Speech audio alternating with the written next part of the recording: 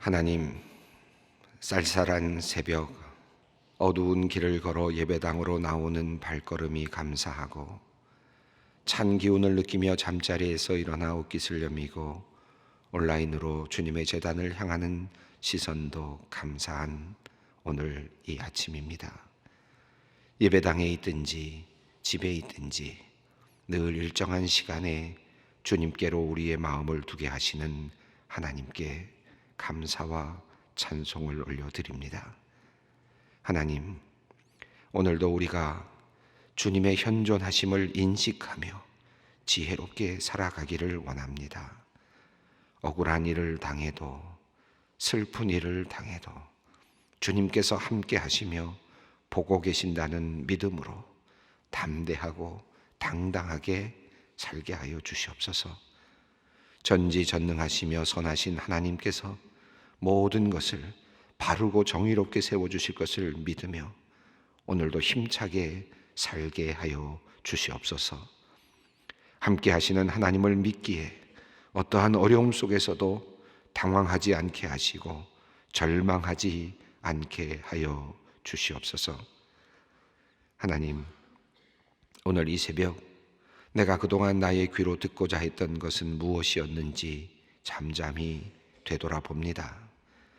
내 안에서 나에게 속삭이는 욕심과 욕망의 소리에 신경 쓰느라 주님의 말씀에 귀 기울이지 못한 것을 회개합니다.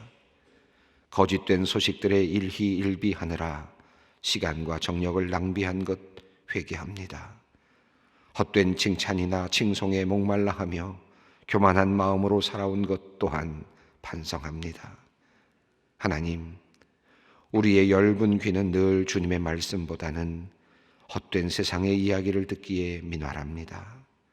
주님께서 우리의 귀를 다스려 주시어서 들어야 할 말씀의 귀를 기울이게 하시고 듣지 않아야 할 소리들에 대하여는 귀를 닫게 하여 주시옵소서. 하나님, 오늘 하루 우리의 귀가 바르게 작동하여 우리가 실수하지 아니하고 하나님께서 기뻐하시는 삶을 살아내게 하여 주시옵소서. 하나님, 또한 오늘 이 시간 우리의 시선이 어디에 있었는지를 다시 생각합니다. 주님의 시선은 늘 낮은 자를 향하시고 가난한 자, 약한 자를 향하셨는데 우리의 시선은 더 높은 곳, 더 넓은 곳, 더 많은 것을 향했습니다. 우리가 눈길을 주지 않았던 사람들이 오늘도 주위에 떨고 있고 억울함에 울고 있고 두려움에 떨고 있음을 우리로 알아차리게 하여 주시옵소서. 우리의 눈길을 우리의 가정으로 돌려주시고 아내와 남편, 아들과 딸, 연로하신 부모님들에게로 돌려주시옵소서.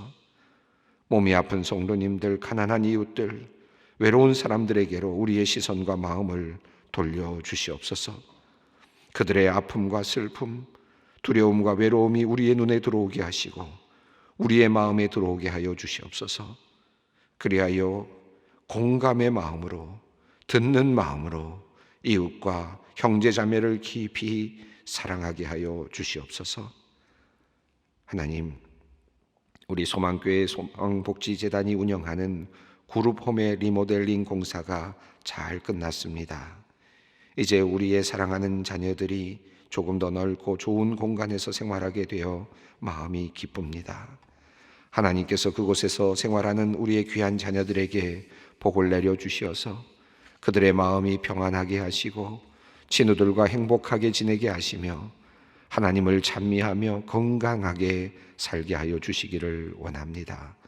아이들을 그룹홈에 맡기고 늘 기도와 사랑으로 함께 돌보는 부모님들에게도 마음의 평안을 내려주시고 감사하는 마음 주시옵소서. 그룹홈에서 원생들을 돌보는 원장님과 선생님들에게도 건강함을 주시고 자원하는 마음 주셔서 늘 사랑으로 원생들을 돌보게 하여 주시옵소서. 이천에 있는 베데스다의 원생들과 부모님들 그리고 원장님과 선생님들에게도 하나님께서 같은 은혜를 내려주시기를 기도드립니다. 원생들 모두가 행복하고 건강하며 하나님의 자녀로서 기쁨을 누리며 살게 하여 주시옵소서. 하나님, 우리 소망복지재단이 소망풍경과 JMP를 통해 연약한 자들을 섬길 수 있는 길을 열어주셔서 감사합니다. 또한 서부 노인 요양원을 통하여 연로하신 분들을 섬길 수 있게 해주셔서 감사합니다. 이 일을 위해 일하는 모든 직원들에게 하나님의 축복과 위로를 듬뿍 내려주시고 이들의 노고가 헛되지 않게 하여 주시옵소서. 하나님, 우리 소망교회가 지금까지 함께 뜻을 모아 어려운 지체들을 소망복지재단을 통해 돌보게 하여 주셨습니다. 작은 사역이지만 하나님의 사랑이 온 세상에 전파되고 드러나는 불꽃이 되게 하여 주시옵소서. 하나님, 소망의 성도들을 위해 기도드립니다. 어렸을 적 난소 혹 제거 수술로 인해 난소 기능이 떨어져 오늘 아이를 갖기 위해 인공수정 시술을 받는 성도님이 있습니다. 주님께서 그 자리에 친히 함께하여 주시어서 생명이 잉태되는 은혜를 내려주시기를 간구합니다. 믿음으로 주님께 기도하며 간절한 아이를 갖기 원하오니 주님께서 전능하신 손으로 역사하여 주시어서 주님의 귀한 딸이 생명을 잉태하여 주님께 영광을 돌리게 하여 주시옵소서. 담석에 문제가 생겨 급하게 응급실에 입원한 성도님을 위해 기도합니다. 몸의 컨디션이 정상으로 돌아오게 하시고 모든 시술과 치료의 과정이 원활하게 진행되어 다시 건강한 일상으로 돌아와 주님을 섬길 수 있게 하여 주시옵소서. 하나님, 오늘 이 새벽 낯선 곳에서 첫밤을 보낸 성도님을 위하여 기도합니다. 하나님께서 외롭고 힘든 그 자리에 함께하여 주시기를 간절히 기도합니다. 분노의 마음은 너그러움으로, 두려움은 담대함으로, 외로움은 주님과의 친밀함으로 변화시켜 주시옵소서. 그곳에서의 하루하루가 야곱이 돌베개를 베고 잠 갖게 하여 주시옵소서. 그곳에서 멋진 꿈도 꾸게 하시고 하나님의 함께하심도 보게 하여 주시옵소서. 위로의 하나님과 함께하며 감사하며 살아가는 매일이 되게 하여 주시옵소서. 추운 가을과 겨울을 건강하게 잘 견디게 하시고 마음도 평안함으로 다스려 주시옵소서. 하나님 앞에서 모든 것을 내려놓고 주님 앞에 서 있는 귀한 은혜를, 주님 앞에 서서 주님을 바라보는 귀한 은혜를 허락하여 주시옵소서. 하나님, 이제 주님께서 들려주실 말씀 기대하며 말씀 앞으로 나아갑니다. 오늘도 성령께서 말씀의 자리에서 함께하여 주시옵소서. 우리 주 예수 그리스도의 이름으로 기도드리옵나이다. 아멘. 오늘 우리에게 주시는 하나님의 말씀은 사도행전 9장 36절로 43절 말씀입니다. 사도행전 9장 36절로 43절 말씀입니다. 함께 각자의 자리에서 봉독하도록 하겠습니다. 요빠에 다비다라 하는 여제자가 있으니 그 이름을 번역하면 도르가라. 선행과 구제하는 일이 심히 많더니 그때에 병들어 죽음에 시체를 씻어 다락에 누이니라.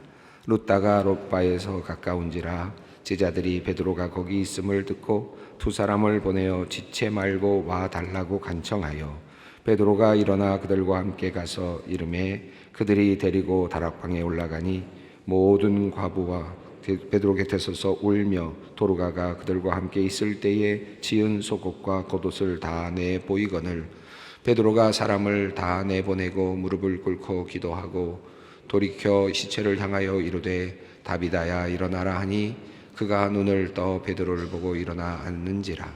베드로가 손을 내밀어 일으키고 성도들과 과부들을 불러들여 그가 살아난 것을 보이니 온 요빠 사람이 알고 많은 사람이 주를 믿더라. 베드로가 요빠에 여러 날 있어 시몬이라 하는 무두장이의 집에서 머무니라. 아멘. 지난 시간에 우리가 베드로의 그 전도 여행에 대해서 살펴보았습니다. 베드로의 첫 번째 지금 소개되고 있었던 전도 여행은 예루살렘 서편 약 한 50km 정도 서편에 있는 지역들을 중심으로 이루어지고 있었음을 살펴보았습니다. 특별히 룻다라고 하는 지역에서 중풍병자를 고치는 기적을 일으키는 장면을 우리가 살펴보았고, 이제 오늘 이야기는 두 번째 또 그 지역에서 조금 더 올라가서 한 8, 9km 정도 올라가서 있는 그 요빠라고 하는 도시에서 일어난 베드로의 기적, 하나님께서 치유하시는 능력을 베드로에게 부어주시는 그 이야기를 소개하고 있습니다. 요빠라고 하는 지역, 아마도 이 지역은 빌립이 이미 이렇게 다니면서 전도를 하고 지나갔을 자리라고 볼 수 있겠습니다.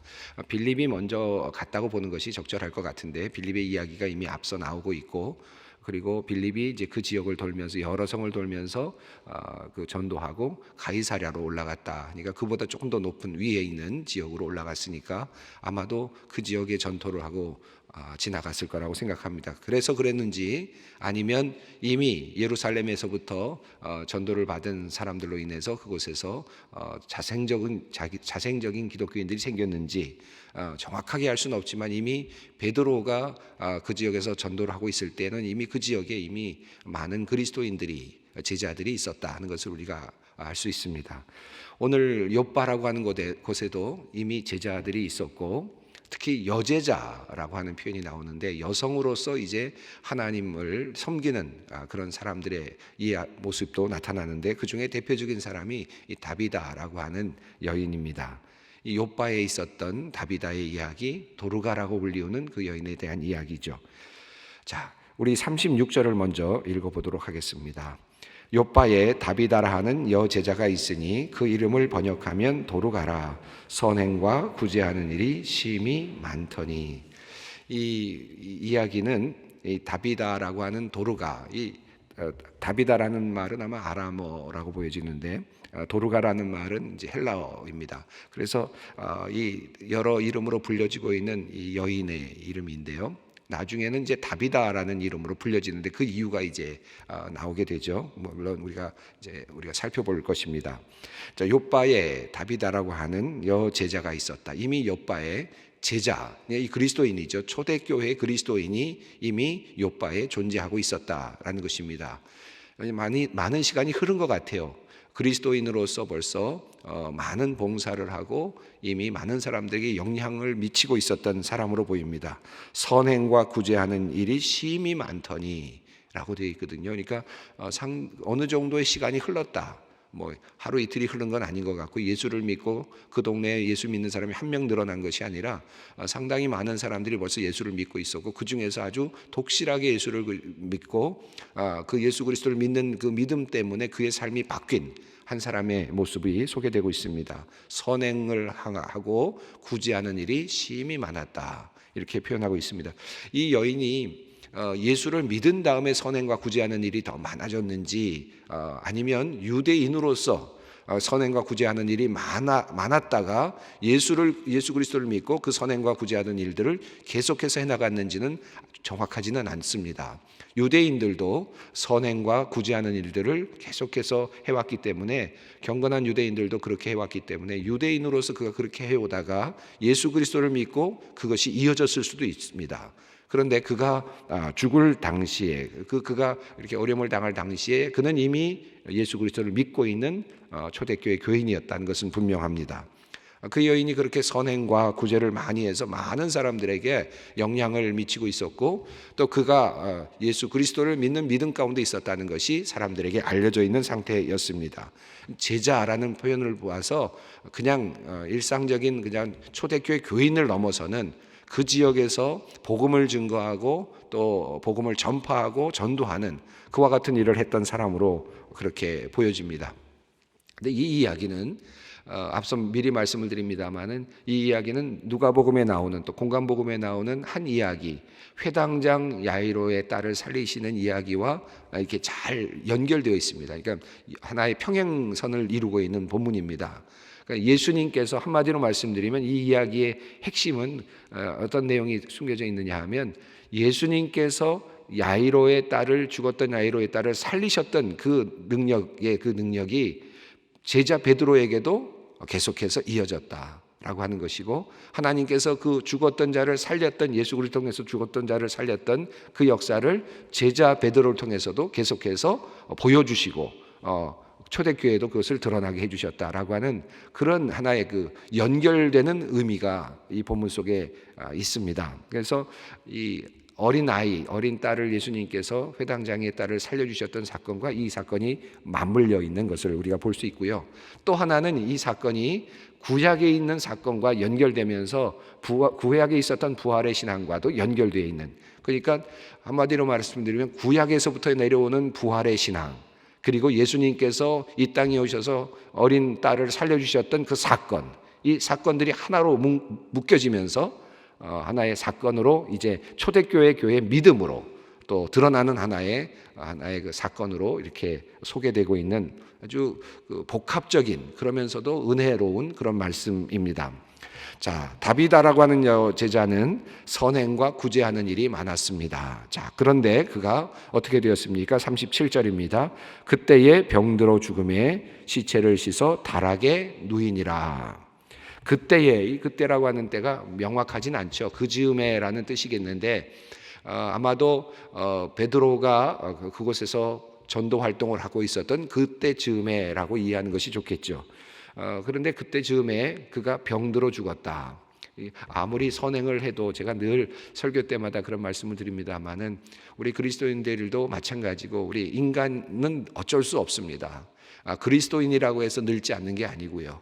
그리스도인이라고 해서 병들지 않는 게 아니고 그리스도인이라고 이 세상에서 죽지 않는 건 아닙니다. 그럼에도 불구하고 우리 그리스도인들의 신앙은 부활의 신앙이 있다는 것이 중요하지, 우리 인간이 살면서 죽지 않는다, 이것은 다 이런 운명이, 인간의 운명이 다 비껴간다, 억울한 일도 당할 수 있고요, 부끄러운 일도 당할 수 있고 때로는 여러 가지 일들을 당할 수 있습니다. 이 세상 사람들이 당하는 모든 일들을 우리 그리스도인들도 또 하나님의 허용하신 안에서 당할 수도 있고 또 그것을 경험할 수도 있습니다. 이 여자도 마찬가지죠. 아무리 선행을 많이 하고 아무리 구제하는 일을 많이 했어도 그가 그 병에 걸리면, 그가 죽음의 어떤 그 요인에 걸려들면 어쩔 수 없이 죽을 수밖에 없죠. 이렇게 선행을 하던 여인도 인간의 운명으로서 죽음에 부딪히게 됩니다. 죽음의 문제에 부딪히게 되죠. 모든 인간의 숙명과 같은 죽음이 그에게도 도달했습니다. 자, 그런데 그때의 병들어 죽음에 시체를 씻어 다락에 누이니라. 이 부분이 참 재밌어요. 여러분, 시체를 씻어 다락에 누였다라는 말은 어떤 의미일까요? 사람이 죽었는데 시체를 씻어서 다락에 누였다. 장사를 지내지 않았다는 얘기지 않습니까? 뭐 장사를 지내기 위해서 일정 시간 동안 두었다라는 의미도 되겠지만, 그러나 시체를 잘 씻어서 그리고 다락에 누였다라는 말은 이 부활에 대한 믿음을 누군가가 가지고 있었다라고 하는 것이죠. 이 요빠라고 하는 지역에 전파된 그리스도교 초대교회는 부활에 대한 신앙을 가지고 있었다. 예수께서 그리스도가 되셨다. 부활하신 주님이 우리의 주가 되신다.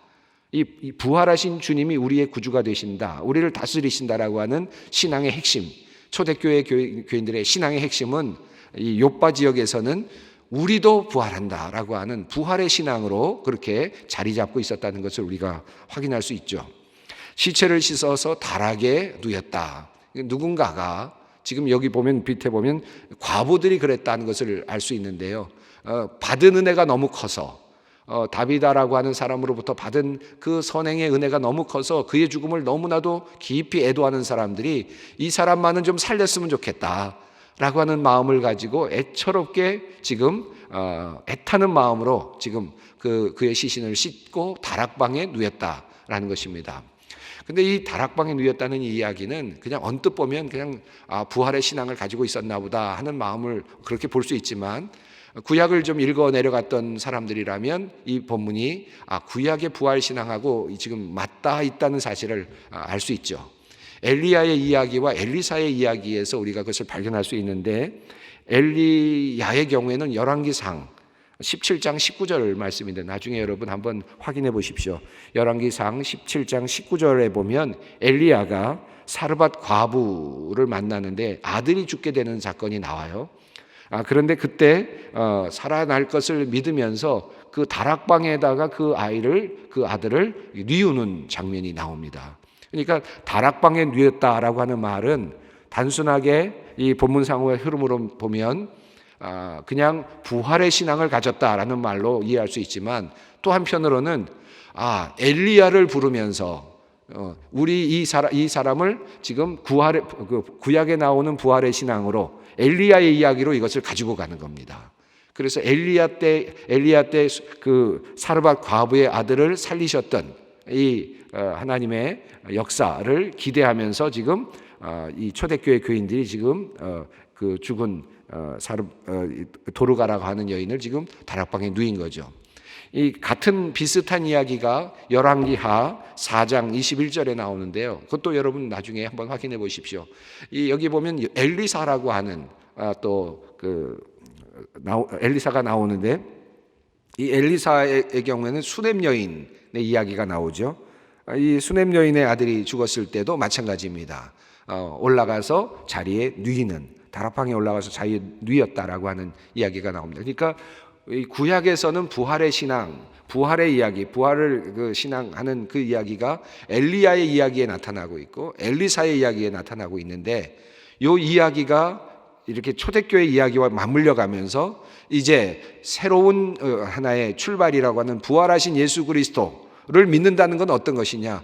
구약에서부터 내려오면서 믿어왔던 이 부활의 신앙이 이제 우리에게서 실현되는 것이다. 엘리야나 엘리사를 통해서가 아니라 이제 제자들을 통해서 실현된다.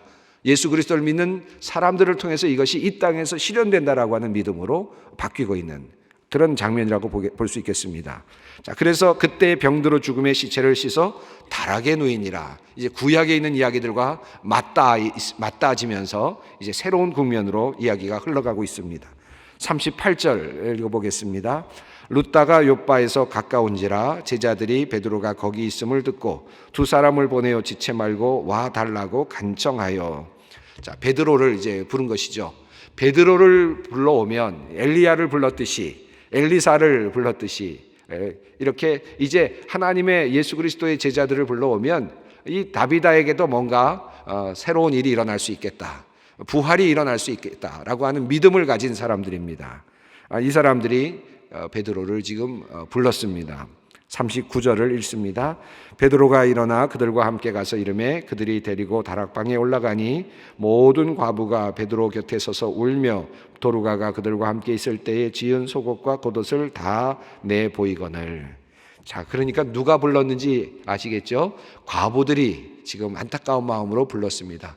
이 구약에서도 엘리야의 경우에는 사르밧 과부의 이야기잖아요. 물론 수넴 여인의 경우에는 남편이 있지만은 이 사르밧 그 과부의 경우에는 과부의 이야기입니다. 이 이야기도 과부의 이야기로 이렇게 과부들의 이야기로 연결이 되면서 구약에 있었던 이야기가 하나의 그 흐름을 만들어가고 있는 것을 우리가 보게 되는데, 과부들이 서서 울면서 도르가가 살면서 그에게 지어줬던 옷들, 속옷들과 겉옷들을 보여주면서 이 사람이 얼마나 큰 일을 했는지, 얼마나 많은 선행을 베풀었는지를 증언하고 있는, 우리가 죽었을 때 이렇게 누가 나를 애도해 줄 것인가? 누가 나를 애도해 줄 것인가? 여러분, 가장 행복한 사람이 어떤 사람일까요? 가족들이 애도해 준다. 당연히 고마운 일이고 당연히 그러해야겠죠. 가족들이니까 더더욱 그럴 것입니다. 가족들도 애도하지 않는다. 이게 참 불행한 인생이죠. 그런데 그래도 가족들이라도 애도해 준다. 이건 정상적인 그래도 삶을 살았다. 가족들에게 애도함을 받고 불쌍히 여김을 받으면서 살았다. 참 귀한 것입니다. 가족들이 어떻게 해서든지 살리려고 한다. 죽은 사람을 다시 살리려고 한다. 이 정도면 꽤 괜찮은 삶이죠. 이 사람은 반드시 살아야 된다. 그래서 다시 살려야 되겠다라고 다 죽었는데도 불구하고 살리고 싶어 한다. 이 정도면 꽤 괜찮은 삶일 겁니다. 근데 이 이야기를 보면서 제가 느끼는 것은 내가 죽었을 때 나를 애도해 주는 사람이 가족을 넘어서서 가난한 사람들, 과부들, 나에게서 도움을 받았던 사람들이 애통해하고 슬퍼해주고 그리고 그가 다시 살아나기를 바라는 그런 삶을 살았다면 얼마나 좋을까. 이런 삶이야말로 가장 귀한 삶이 아닐까. 여러분 자신 있으세요? 이 정도 되는 저도 자신이 없는데 그 모두가 다 자신 없는 거죠. 이 정도 우리가 살긴 참 쉽지 않을 것 같아요. 그러나 내가 세상을 마무리할 때 가난한 자들이 울어주고 과부들이 함께 울어주고 함께 앞에 와서 애도해주고 그를 다시 살려야 되겠다라고 하는 의지를 갖고 노력하고 있는 그런 모습을 볼 때 얼마나 아름다운 인생일까. 이 참 멋진 인생이라고 생각합니다. 이제 이렇게 그들은 베드로를 불러서 살려달라고 이렇게 애원합니다. 그들 신앙 안에는 뭐가 들어있습니까? 부활의 신앙이 들어있는 겁니다. 안 되는 일이라고 생각해서 절망하지 않았고 이 사람을 살릴 수도 있다라고 하는 믿음을 가지고 있었던 거죠. 이게 그들에게 있어서는 부활의 신앙이었습니다. 자, 베드로가 어떻게 합니까? 이것은 이제 그 야이로의 딸을 살리셨던 예수님의 그 경우와 아주 유사한 방식으로 이제 베드로가 그 일을 진행합니다. 40절 읽어보겠습니다. 베드로가 사람을 다 내보내고 무릎을 꿇고 기도하고 돌이켜 시체를 향하여 이르되 다비다야 일어나라 하니 그가 눈을 떠 베드로를 보고 일어나 앉는지라. 41절입니다. 베드로가 손을 내밀어 일으키고 성도들과 과부들을 불러들여 그가 살아난 것을 보이니. 자, 이렇게 되어 있습니다. 자, 베드로가 사람들을 다 내보냈다.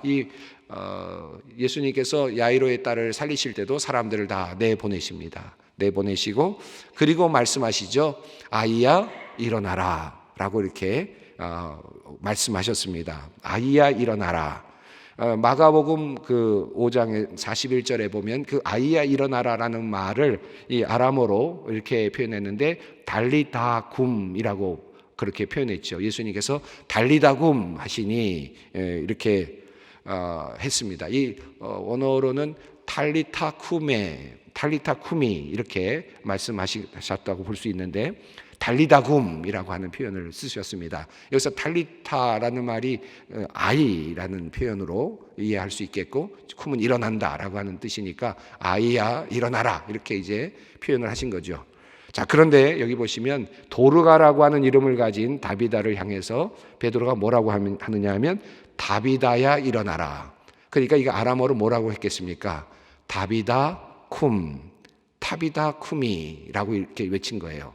자, 여러분 달리타쿰이 그 다음에 다비다쿰이 같죠? 같은 문제, 한자가 틀릴 뿐이지 거의 같습니다. 그러니까 같은 그것을 연상시킨 예수님께서 하셨던 달리다굼이라고 하는 것을 지금 제자들이 그대로 다비다에게 적용하면서 그 사람의 이름을 부르면서 쿰 일어나라 이렇게 표현하고 있는 겁니다. 자, 그러니까 예수님께서 달리다굼 아이야 일어나라 라고 하셨던 그 외쳤던 소리가 부활의 소망으로 나타났는데 이제 제자들을 통해서 부활하신 주님을 믿는 초대교회 교인들에게는 이제 그 사람의 이름을 부르면서 일어나라 라고 불렀을 때 그들이 일어나는 기적들이 지금 이어지는 것을 베드로를 통해서 우리가 보게 됩니다. 다비다야 일어나라. 다비다쿰이라고 하는 것이죠. 오늘 시간이 많이 갔는데 이 말씀만큼 우리가 한번 깊이 생각해 보았으면 좋겠습니다. 이 다비다굼 죽어있는 영혼을 향하여서 죽어있는 사람을 향하여서 베드로를 통해서 명령하고 계시는 타비다 일어나라 다비다쿰 달리다쿰 아이야 일어나라. 이 이야기는 이제 부활의 신앙을 가지고 있는 모든 그리스도인들에게 해당되는 것이고 나에게도 해당되는 것이다. 오늘 이 말씀을 우리가 마음에 새겼으면 좋겠습니다. 오늘 기도하실 때 다비다쿰이라고 하는 이 말 속에 나의 이름을 넣어서 그렇게 한번 여러분 소리내어서 하나님 앞에 기도하며 나의 이름을 김경진 쿰 나의 이름을 넣어서 이렇게 다비다쿰 이렇게 오늘 이 시간 하나님께서 나에게 주시는 명령으로 또 하나님을 향한 탄원의 소리로 하나님 내가 일어나게 해 주십시오. 나를 살려 주십시오. 하나님 이 이름으로 우리 자녀들의 이름을 부르면서 오늘 이 시간 기도의 자리에서 함께 기도했으면 좋겠습니다. 함께 주님 가르치신 기도를 드립니다. 하늘에 계신 우리 아버지의 이름을 거룩하게 하시며 아버지의 나라가 오게 하시며 아버지의 뜻이 하늘에서와 같이 땅에서도 이루어지게 하소서.